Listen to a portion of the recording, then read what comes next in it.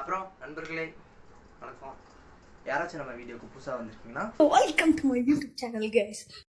Welcome. இந்த வீடியோவில் நம்ம என்ன பார்க்க போகிறோம்னா ஹவு மூவி அஃபெக்ட் அஸ் அப்படிங்கிறத பார்க்க போகிறோம். இல்லை, நேற்று வந்து பிரேமலு படம் பார்த்தேன். அந்த படத்தில் நான் வந்து என்ன தெரிஞ்சுக்கிட்டனோ அது அண்ட் ஸோ வீடியோக்குள்ளே போமா ரைட்டு. இப்போது நீங்கள் ஒரு படம் பார்க்குறீங்க, ஓகேவா? எக்ஸாம்பிள், நான் நேற்று என்ன படம் பார்த்தேன், பிரேமலு பார்த்தேன். இந்த படத்தை நம்ம அப்படியே எடுத்துப்போமா? அதோட ஒன்லைன் கான்செப்ட் என்னன்னா, லவ்க்காக ஏங்குற ஒரு பையனுக்கு ஒரு கேர் பண்ணிக்கிற ஒரு பொண்ணு கிடைச்சா எப்படி இருக்குங்கிறதுக்கு அதை அப்படியே ஒரு ஃப்ளோவில் எடுத்துகிட்டு போயிருப்பாங்க. ஃபன்னாக இருக்கும். அதே டைமில் கிளைமேக்ஸில் வந்து என்ன நடந்துச்சுங்கிறத காமிக்கிறது அந்த படம். அதான் அதோட ஒன்லைனர்னு வச்சுக்கோங்களேன். என்னோட வியூ வந்து ஓகேவா? இதில் என்ன ப்ரோ உனக்கு அஃபெக்ட் பண்ணுது அப்படின்னு கேட்டிங்கன்னா, இப்போ நீங்கள் அந்த மூவியோட கனெக்ட் ஆகுறீங்களா இல்லையா, இதுதான் பிரச்சனையா ப்ரோ அப்படின்னு கேட்டிங்கன்னா இல்லை. யார் சாமி எங்கேருந்து வந்திருக்கான்? இப்போ ஆக்சுவலாக நம்ம ப்ராப்ளம் என்னன்னா, அந்த படத்தை பார்த்துட்டு ஒரு ஸ்டோரி போடுவோம்ல. இப்போது படம் நல்லா இருக்குது, ஸ்டோரி போடுறது அது மேட்டர் இல்லை. ஆனால் வந்து படத்தில் ஏதோ ஒரு சீன் இருக்கும், லைக் எப்படின்னா டேக் கேர் பண்ணிக்கிற மாதிரி ஒரு சீன் இருந்துச்சுல, அந்த சீனை தூக்கி ஒருத்தர் ஸ்டேட்டஸாக இல்லை ஸ்டோரியை தூக்கி போடுவான், யாராச்சும் மென்ஷன் பண்ணி போட்டிருப்பான். அதை பார்த்துட்டு என்ன நடக்கும், ஸ்டோரி போடுறது. இப்போ அதுதான் பிரச்சனையா ப்ரோ அப்படின்னு கேட்டால் நோ, அதுவும் கிடையாது. இப்போ என்னதான்டா உனக்கு பிரச்சனை அப்படின்னு நீங்க கேட்கறது எனக்கு புரியுது.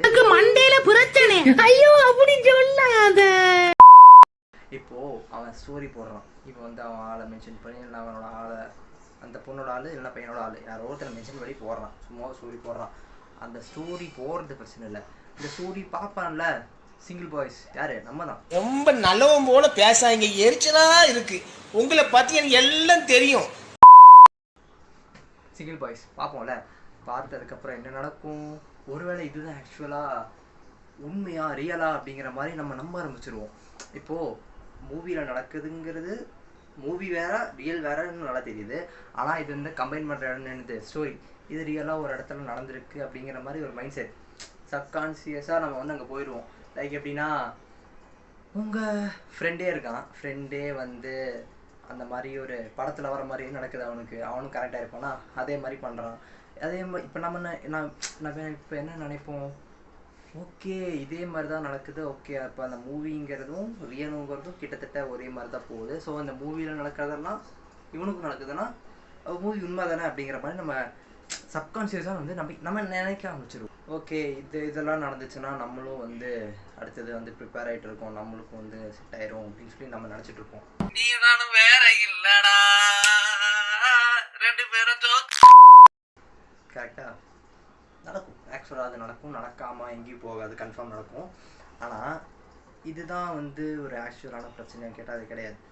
எதுங்க இடத்துல பிரச்சனை ஸ்டார்ட் ஆகுதுன்னா, இப்போது நீங்கள் நார்மலாக இருக்கீங்க, நார்மலாக அந்த படத்தை பார்த்துட்டு நார்மலாக தான் போயிட்டுருக்கீங்க, ஸ்டோரி பார்த்தோன்னா ஓகே உங்களுக்கு கொஞ்சம் பேர்ன் ஆகுது, ஓகேவா? பேர்ன் ஆகுது.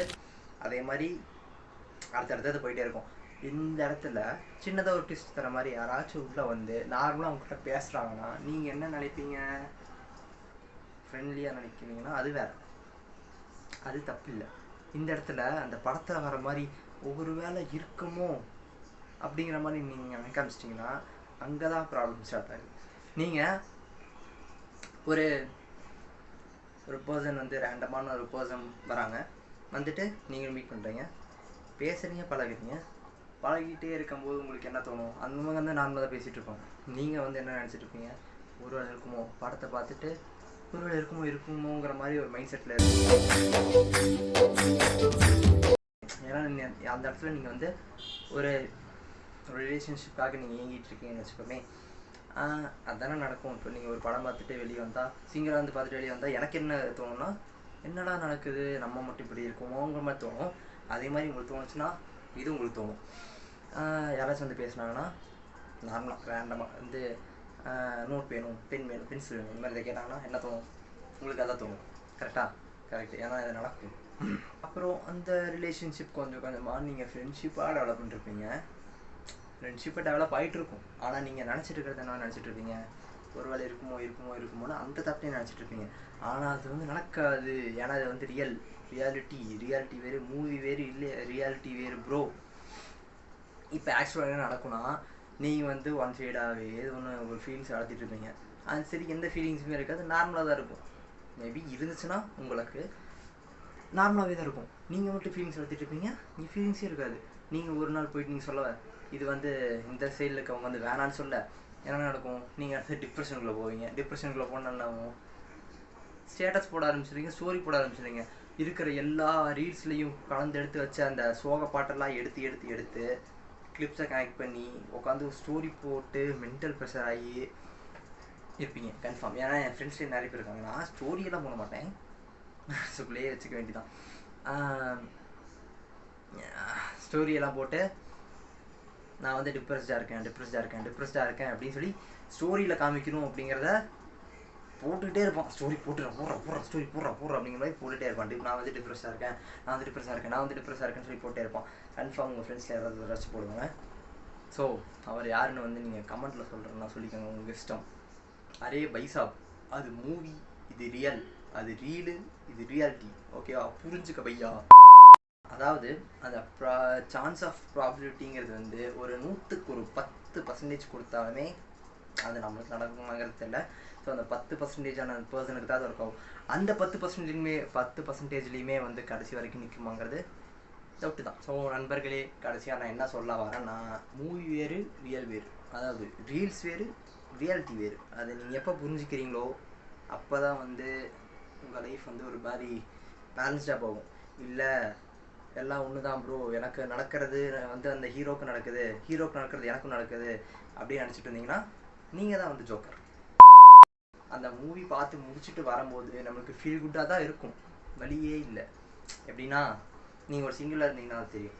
நீங்கள் ஒரு லவ்லாக ஒரு ஃபீல் குட்டான இல்லைனா ஒரு லவ் மூவி பார்த்துட்டு வரீங்கன்னா என்ன நடக்கும், உங்களுக்கு எங்கடா நம்மளுக்கு இல்லையே அப்படிங்கிற மாதிரி ஃபீல் ஆகும். ஆனால் அது நம்மளுக்கு நடக்காது. புரிஞ்சுதா?